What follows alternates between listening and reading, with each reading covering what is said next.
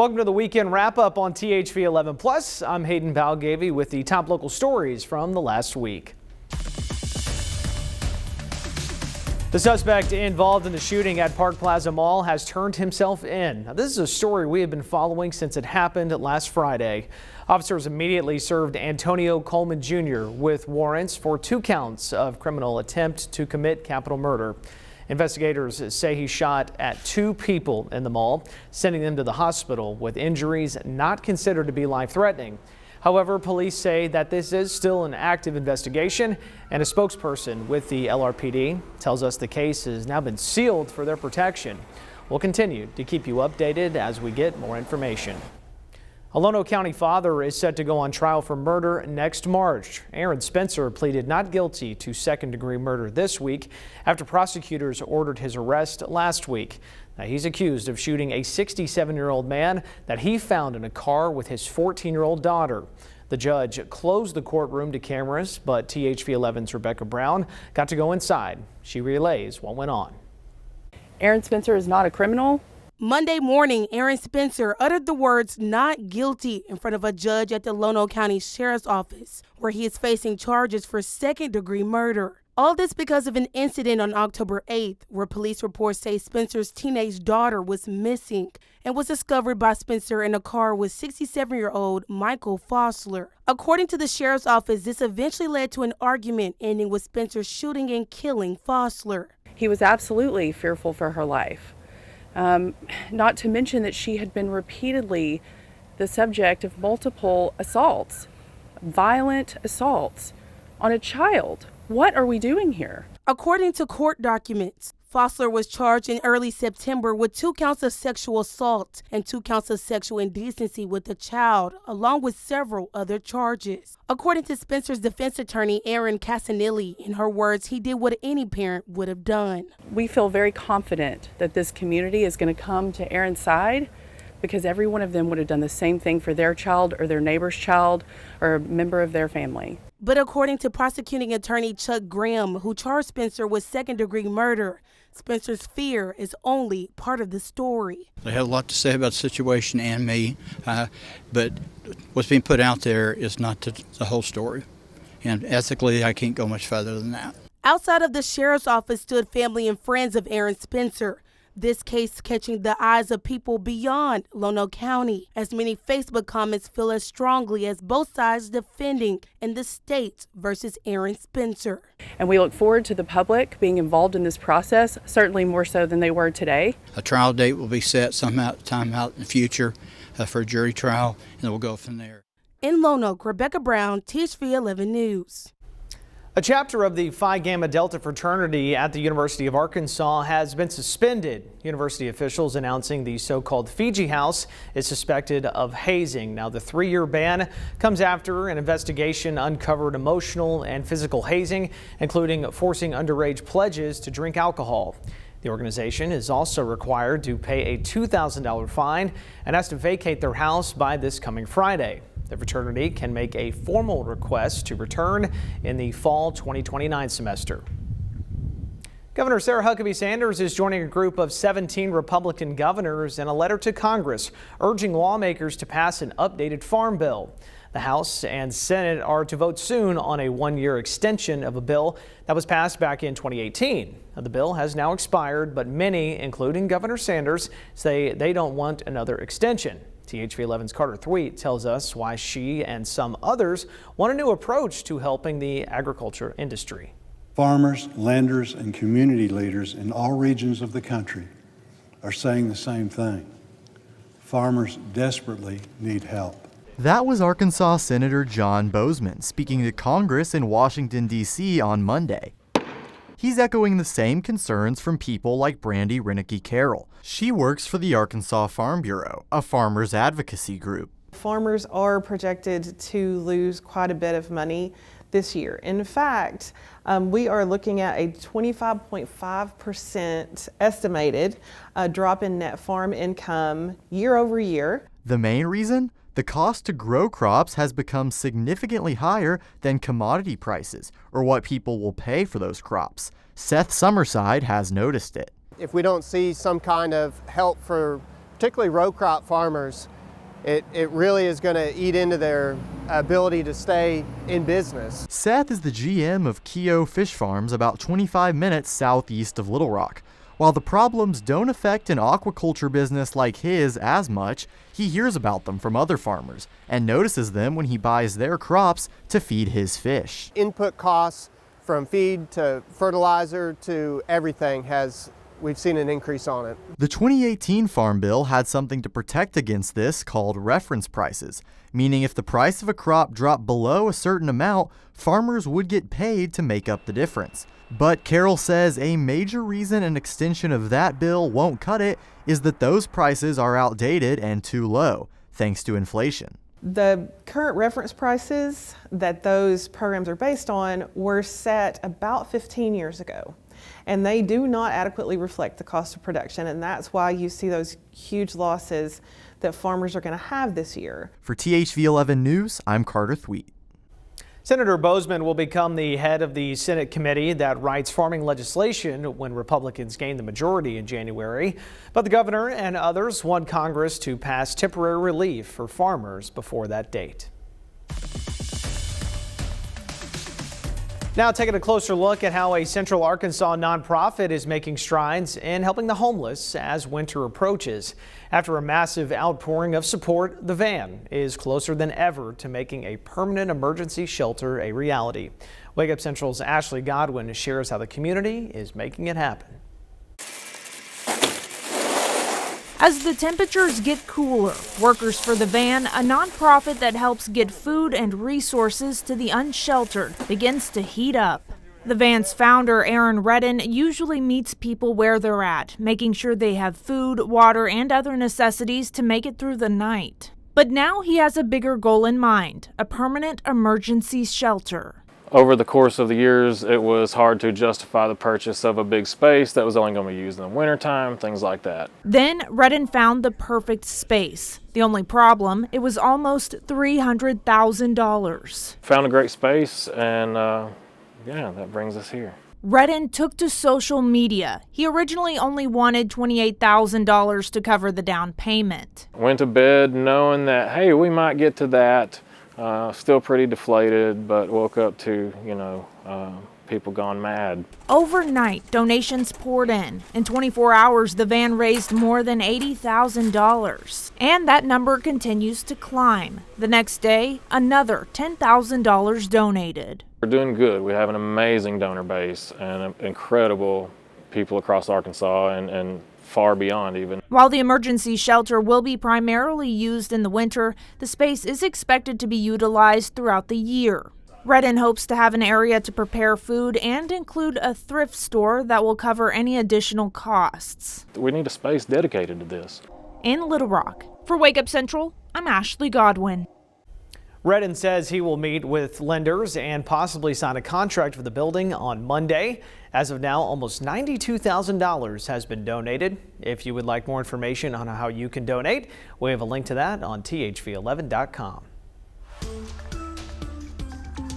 Now to a health alert, as state health officials are warning that one virus that can make babies miserable is unfortunately on the rise.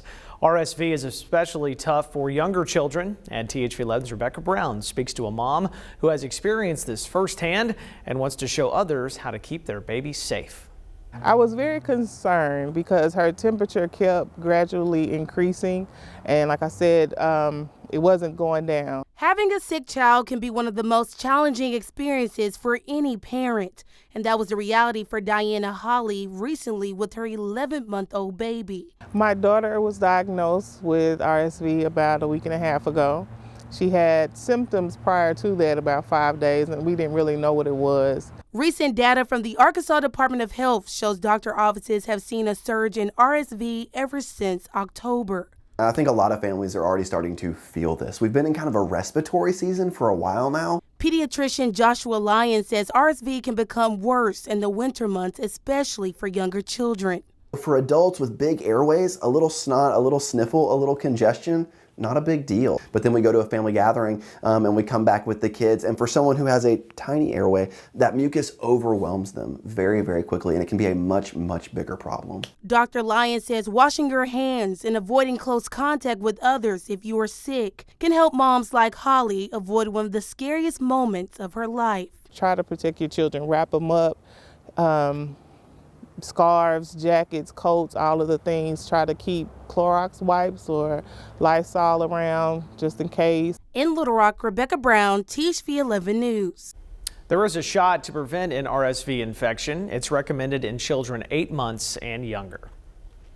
Well, coming up, 2 important coaching announcements impacting the Razorbacks next season. We'll have that right after this quick break.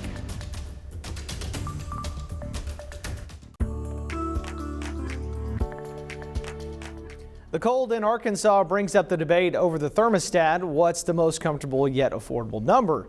It also means the risk of a home fire actually goes up. Now, according to the National Fire Protection Association, December through February are peak months for fires related to heating your home. Karen Fuller verifies how space heaters account for a third of those fires. When the winter wind blows through central Arkansas, we all look for ways to stay warm. Whether you're at the office or in your home, many people turn to space heaters as a cost-effective option to be cozy without turning up the thermostat. Space heaters come in all sizes and provide just the right amount of heat to take the chill from the air. But many viral posts on social media claim plugging a space heater into extension cords or power strips can start a fire. So, is it unsafe to plug space heaters into extension cords or power strips? Let's verify. Our sources are the American Red Cross, the U.S. Consumer Product Safety Commission, the National Fire Protection Association, the Electrical Safety Foundation, and the product and review website Tom's Guide. Space heaters require a high electrical current. Our sources say most extension cords and power strips are not designed to handle the load, so plugging in a space heater can cause the cord or strip to overheat and start a fire. Instead, our sources say the safest way to use your heater is by plugging it directly into a wall outlet with no other devices plugged in with it. The Electrical Safety Foundation says plugging multiple devices into the same outlet can also cause overheating and a possible fire. This means we can verify that yes, space heaters plugged into extension cords or power strips can be fire hazards. And there are other safety tips when using a space heater. One precaution is making sure it sits on a level, non-flammable surface like a tile floor. If your home is carpeted, the experts say it's worth it to buy a hard material on which to place your space heater. Keep the unit 3 feet or more away from anything that can burn, like fabric, curtains, or paper. And only use it while you're awake and in the room. It's not meant to be left running overnight. Well, people living in Saline County can now opt in to a new emergency alert system. The OnSolve Code Red system enables text alerts during emergencies. The warnings are tailored to your specific location, and the city of Benton says it helps avoid the spread of inaccurate information. Today with social media, you think you're getting the word out, but you're not, right? So we're always looking for ways. So when they approached us about being part of this, and we were all for it, because if you want to be in the loop, you sign up and you're going to get all the information. Judge Matt Brumley urges anyone in the county to sign up through the online portal. That can be found by visiting the Saline County website. Well, it's a Christmas gift for drivers through downtown Little Rock. The giant 30 crossing project is officially done, wrapping up just in time for holiday travel. After nearly 4 years of construction, leaders from RDOT and both sides of the Arkansas River celebrating the completion on Tuesday. THV11's Rebecca Brown reviews the benefits of the new bridge. As promised by the Arkansas Department of Transportation, I-30 crossing is now complete. It's 6 months ahead of schedule, and it's just a beautiful, magnificent project. At Tuesday's ribbon cutting, state leaders and city officials all attended to honor and recognize what it took to cross the finish line together.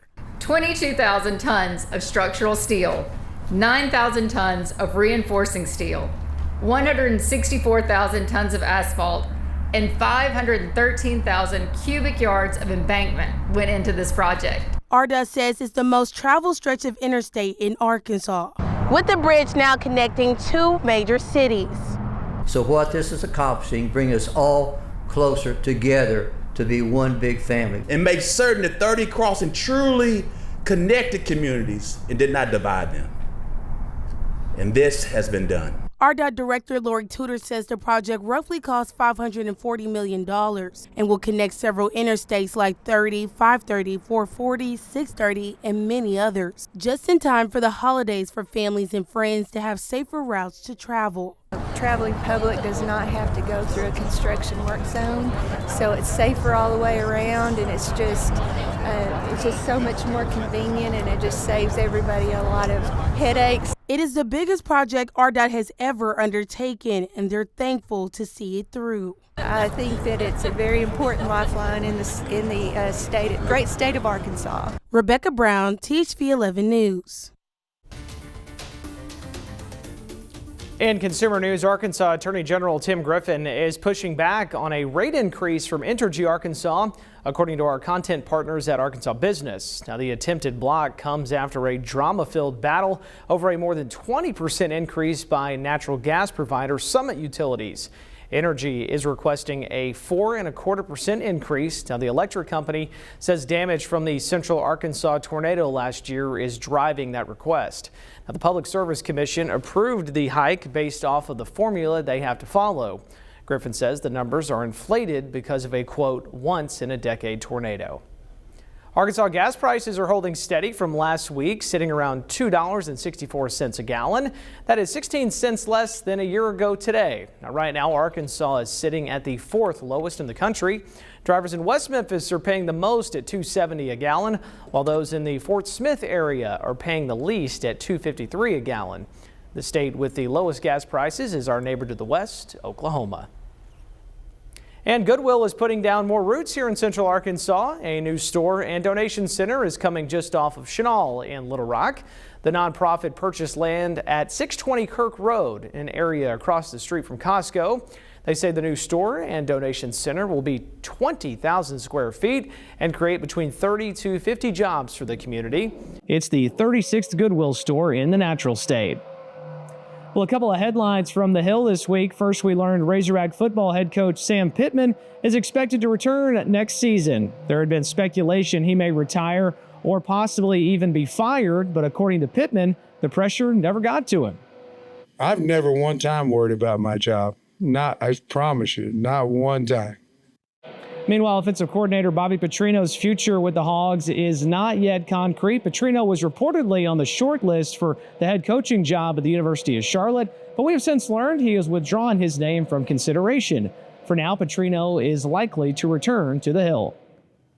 Well, coming up, a long-standing toy store in the Spa City is closing its doors, and it's not because of the economy. Find out the reason why, and the toy chest will soon just be a memory.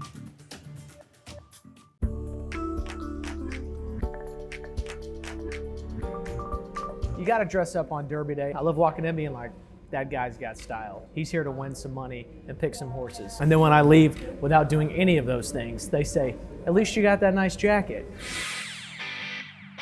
This week on Eat It Up, it's a day at the races. We're here at Oaklawn for opening weekend in Hot Springs. We are so excited to be at the track kitchen because we are trying some of those delicious, famous pancakes, amazing pastries, and of course, the Reuben is to die for. So giddy up, let's eat it up.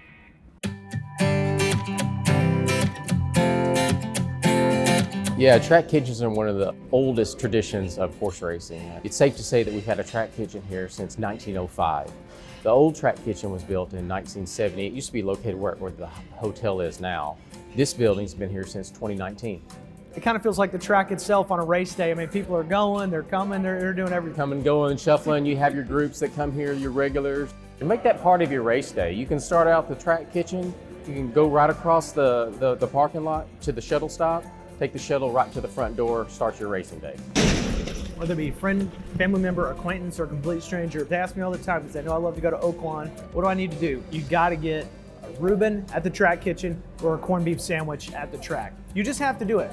You've got the corned beef, you've got the absolutely delicious Thousand Island on there, and then you get the sauerkraut on the toasted bread. It's just the perfect combination. You got to have it.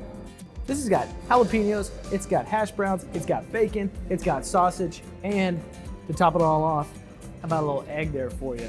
Ooh. I like the hash browns super crunchy. Those are crunchy. Absolutely perfect. Get you a cinnamon roll. My wife's obsessed with cinnamon rolls. It's how I get her to come to the track with me. I'm like, they got cinnamon rolls, she's all on board. I'm telling you, you can't go wrong with the Track Kitchen pancake. Get them for the whole family. Even if you each get an individual meal, get pancakes for the table. And then everybody pick the funniest name you can find. And if you see a horse named Pancake, you bet the entire farm on that horse. Let's just say I'm about 100-to-1 odds to actually finish all these pancakes. He's gonna be really good out the gate, but coming down the stretch, he's gonna slow up big time. Good time. Thanks again to the Track Kitchen. Well, after 35 years of delighting kids and sparking nostalgia in adults, a whimsical retail landmark in Hot Springs is closing its doors. It's a little bittersweet, and THV11's Carter Thweet tells us about the legacy and the magic of the toy chest. Amidst the hustle and bustle of Hot Springs' famous Bathhouse Row, a touch of color. Hi, welcome to the toy chest. Ann Marcus's parents opened the toy chest in 1989. 1 year later, she moved here to join them. And 34 years later, here I am. Over those 34 years, the store run by a family has, in a sense, raised families of its own. We've engaged with families over the years. We've seen little babies grow into adults who now push their own strollers with little babies. So we've had generations of families grow up in our store. Since I was a kid, I'd like walking in, I was like, whoa, like I have not been in a place like this in such a long time. The toy chest prides itself on selling toys powered by imagination. No video games. And the fire truck's great because it pumps the water. Yeah. Just good old-fashioned fun. They pick up a particular game that they remember playing with their brothers and sisters growing up. It's fun to see those memories flash across someone's face because it brings a smile to their face. So that's what I like to remember. And while other toy stores around the country have had struggles, Marcus says that's not why the toy chest is closing up shop. Their reason? It's just simply time. People have been asking, I think a lot of people are looking for a reason. There's really no reason other than my mother's 89, I'm 68, we're ready to retire. That's the reason, plain and simple. So while the toy chest may be closing, will the memories of it live on? Magic 8 Ball says, all signs point to yes. In Hot Springs, Carter Thweet, THV11 News.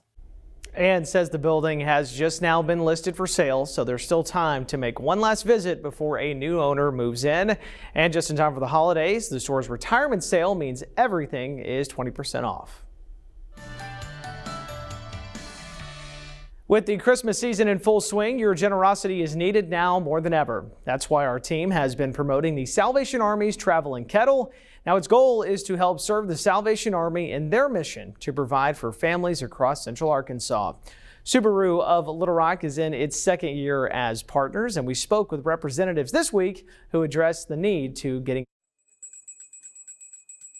It's just super important during the holiday season to be able to not only donate and sponsor, but to take part and to help families who are in need during this time of the year to have necessities and the things that they need to get through the holiday season. And what you just heard was from an event at Bass Pro Shops where sponsors spent the day ringing bells to spread the word. We are getting into crunch time for donations, so if you're not able to visit a Red Kettle in person, just grab your phone and donate right now. Text the word GIVE to 501-376-1111 and we'll reply with a secure link to make a donation with a credit or debit card. Again, just text GIVE to 501-376-1111. That will do it for this weekend wrap up. Remember to join me on Wake Up Central from 4:30 to 7 or on demand whenever you wake up right here on THV11+.